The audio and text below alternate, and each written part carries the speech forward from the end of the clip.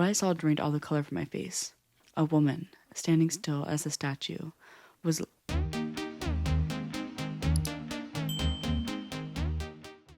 What do I do? Don't ever talk to me again. You're worthless and an awful friend. I don't even want to see you again. I punch her in the mouth and back away. Tiny drops of blood started to come out of that foul hole. She deserved it. How could she talk to so much crap to your friend? I know we're both drunk, and I would never talk to someone like that while under the influence, especially not my friend. I check the time on my phone and see that it's exactly 10:27 p.m. It's pretty late. I should leave. No one will want me here after this anyway. I quickly leave the party and drive myself home. I know that I shouldn't be driving home because of my beverage choices, but I didn't drink that much, so it's not that big of a deal. I'm also very certain that no one from the party would want to drive me home once they realized that I was the one who punched Olivia in the face and left her in the random room to bleed. It's not my fault. She always screams at me with insults whenever she drinks. It's not my fault that I had enough of her crap. Once I entered my house, I rapidly got into my bed. My shaking fingers started to scroll through social media. There's a lot of videos and photos from everyone that is currently at the party. Not a single post about the fight. That's odd. I feel like Olivia would have snitched on me by now. Ding! I'm outside. Please let me in. Speaking of the devil, that's outrageous and hilarious in a pitiful way. I simply ignore her text and the knocks at the door. I can't believe her. She has the balls to text me telling me to let her in my house. She's also banging on the door. She's being such a B-word to me and didn't even bother to text me an apology. I will deal with her in the morning when I'm fully sober and hopefully less mad. I close my eyes and try to sleep. I don't move for hours. I don't even open my eyes once for hours. Unfortunately, not a single minute of sleep came out of it. It's hard to sleep when your body is aching from feelings of guilt and regret. I should not feel this way. She deserved it. She's probably being a drama queen about it and gaining sympathy from everyone online, so who cares? Why should I feel bad when her minions are there to comfort her? I grab my phone and start to check social media out of curiosity. It's early morning now. When she's gonna post a bunch of bad stuff about me to make me seem like the bad guy, my curiosity washed away by overwhelming dread as I realized she was no longer with us. There are several posts about her death. She was murdered. The strange part is that she was supposedly found dead at the party. She was found covered in blood. There was so much blood coming out that it looked like a running faucet. I wish I could say that's the worst part, but it's not. 10:27 p.m., being the believed time of death, makes matters 10 times worse. How could she have been dead at the party? She was at my house last night. She texted me when she was at my house. I hesitantly checked her text and realized she never contacted me. She was never here. She never texted me. I must have done something very bad. I was drunk and did the worst possible thing. I'm a monster. Oh my gosh, I have so many goosebumps on my arms right now. I just can't imagine like being upset with a friend and that happening. And also maybe need better friends, I'm not sure, but that happening is so traumatizing. It's not like you meant to kill, but you meant to hurt her, but then you felt guilt about it and all this other stuff and you're trying to justify it and then you find out she's dead and then you're like, oh crap, and then it's like, oh. But also, how would she die from one punch? Unless she had, like, a disease where, like, blood just comes spewing out. I don't know. What do you guys think? Would you have punched her in the face? So this is a two-parter. The first part, I shouldn't have spied on my neighbor. I need to get this off my chest. I live in your standard middle-class neighborhood, one where all the lawns are neat, green, tidy, and there's virtually no crime. The neighbor to the left of me, a kind of older woman, is one of the sweetest women I've ever met. She has never been a problem. The neighbor on the right, however, is a different story. In all my years of living there, I've never caught his name. From the rumors around the neighborhood, he's a divorcee with his longtime wife of 30 years. Apparently, he lost custody of both his kids due to his tendencies, and since then, he's stuck to himself. The issue arises, however, when the sun goes down from my window at the dead of night. I've only ever seen one room lit in his house, his upstairs bedroom. From this room, I hear constant awful mechanic wearing. To me, it sounds like as if he's crushing something hard, something thick, layered and bony. It makes me sick thinking of what he's doing up there.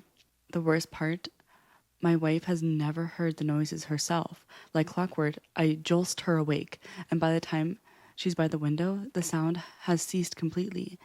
It's as if he's toying with me, taunting me.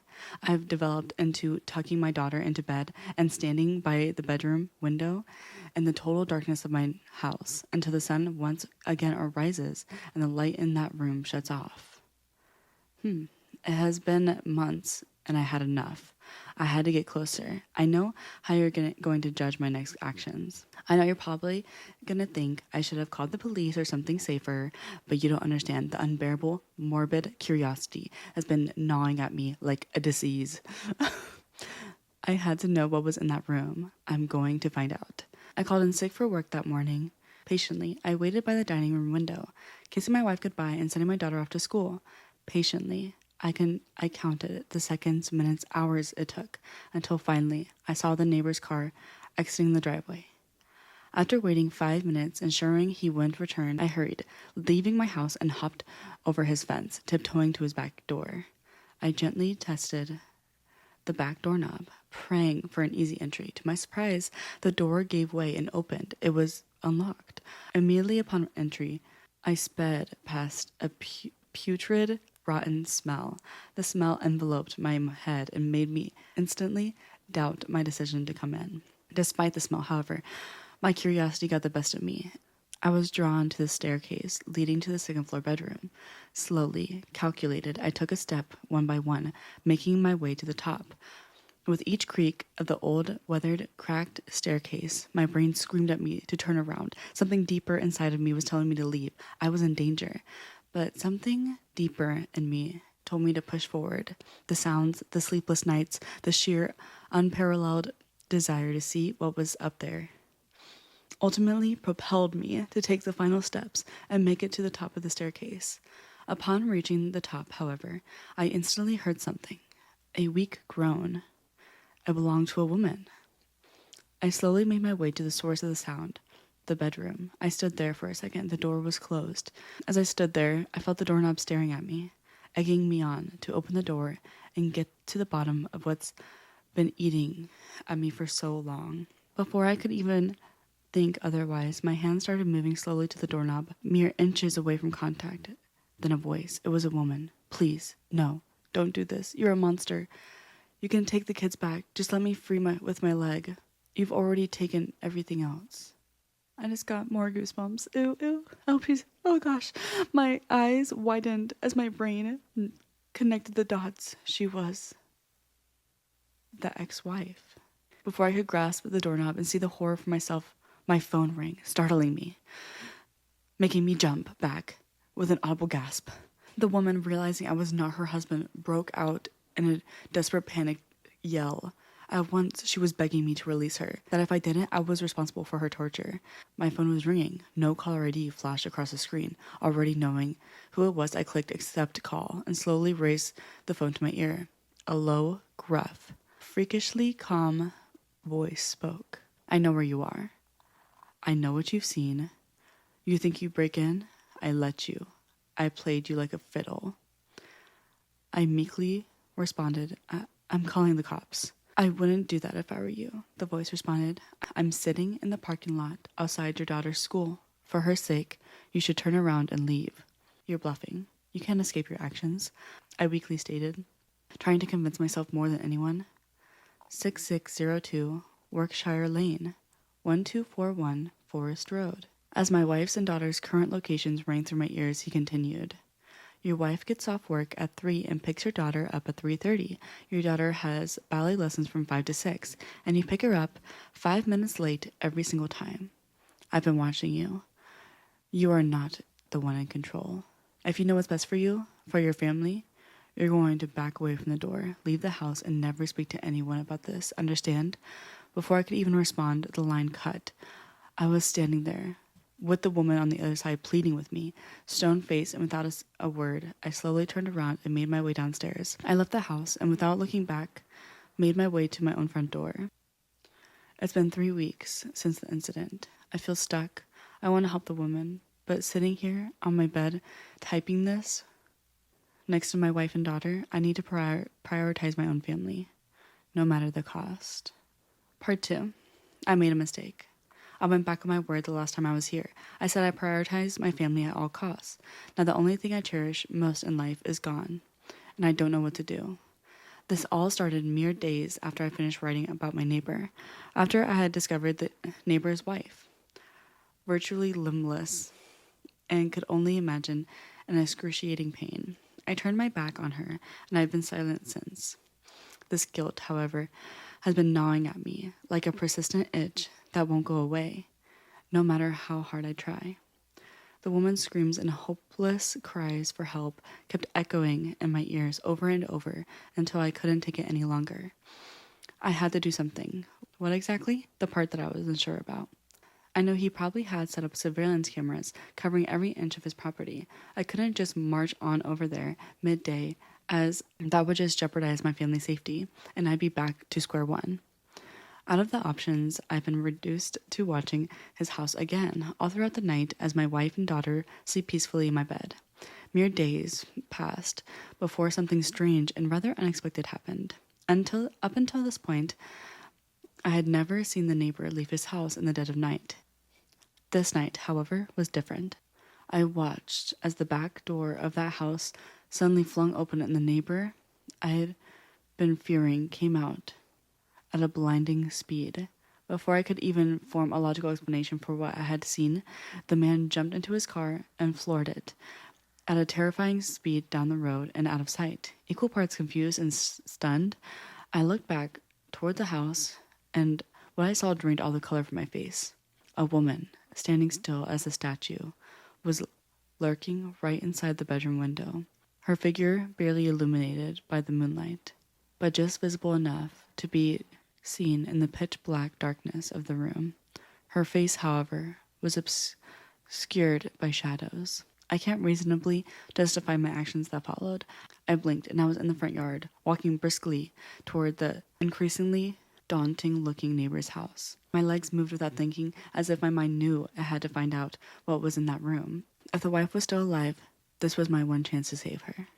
I hopped the fence with ease, adrenaline taking over and the blood flowing to my head. Upon making it to the back door, I made a frustrating realization the doorknob wouldn't budge. The door was locked. This problem, however, was overcome by a crowbar I held in my left hand. With a single determined grunt, I broke through the back door. I carefully tiptoed into the house and closed the door behind me with a long, drawn-out creak. Immediately, something felt wrong, very wrong. The air inside was different. A mix best described as rotting flesh and something else. Death. Not knowing how much time I had before the neighbor returned, I leaped up the rickety old staircase, skipping steps and feeling the aged wood crack under the force of my stride. I yelled out for the wife, announcing my presence and hoping I'd get some sort of response. What I got sent instant chills down my spine.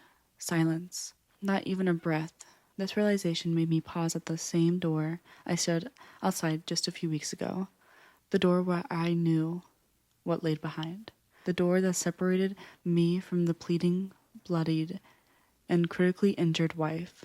The door that consumed my dreams and most waking thoughts. The door that I was now reaching to open. I twisted the handle and pushed the door slowly open. My eyes widened with terror as I doubled over in an instant, vomiting the dinner I had eaten just hours before. Surrounding me was inexplainable amounts of blood. Blood coating the walls, blood covering the furniture, blood painting the floor. The scariest part, however, was some of the blood appeared fresh. Trying to push through my violent waves of nausea, I looked around for the wife. I made my way to the bed and realized in an instant the sheets were covering something underneath. I really hoped I was wrong. I managed to pull the sheets back, and the view before me almost made me pass out in disgust. On the bed, a pool of blood, were the body and the head of the neighbor's wife. I was too late. The wife clearly had been dead for quite some time now, had pure fear and agony across her face. I stumbled back. As I was standing there, dazed, I was hit with a disturbing realization. If the wife had been dead all along, who was the woman I saw in the window? The softest creak in the floor gave me my answer. I looked toward that doorway, and a dark figure was blocking the exit. Closer now, I could see out attributes of a girl. This was no woman. It was a child. In the darkness, I noticed she was holding something behind her back. I forced a gentle smile and spoke softly. "What's your name? Are you hurt? How did you get here?" The little girl didn't respond. In the darkness of the room and the moonlight pouring in through the window reflection, something on the girl. A tear. Then more. The little girl started sobbing. My guard melted away at this sudden display of human emotion. I made my way over to the little girl, gently put my hand on her shoulder. "It's okay. I'll get you out of here," I gently told her. I was crouching next to her, and I peered behind her and identified the object she was holding as a phone. As I read the screen, my heart dropped. The girl was on a call. In capital letters, the ID call read, "Daddy." In an instant, my whole world crumbled. Something about the situation was very, very wrong. "Why are you calling Daddy? Does your daddy live here?" Through tears, the little girl sobbed. "Daddy told me to call him if anyone came into the house when he was away. He told me to do as he said, or I end up like Mommy." My eyes widened as the realization hit me like a freight train. I shot a glance out the window toward my own house, and my heart dropped as I identified the anomaly immediately. My front door was left wide open, gently swaying in the wind. I always made sure to triple check it's locked before leaving. "What have you done?" I growled at the kid before pushing her aside and stumbling down the stairs, rolling out the door, flipping over the fence in desperate attempt to reach the house in record time. My eyes burning and tears forming with rage, I rushed up the stairs to my bedroom. My wife lay motionless on her bed, her wounds soaking our once white bed sheets. I let out a sob of pure despair before making one final horrifying realization. My daughter was nowhere in sight. I stumbled around the house, opening closets, thrashing cabinet doors, and looking through every inch of every room until I was certain she was truly gone. Devastated, with tears rolling down my cheeks, I wished at once to be dead now. I had failed my family, and now I paid the ultimate price. My phone was ringing. The all too predictable "no caller ID" flashed across my screen.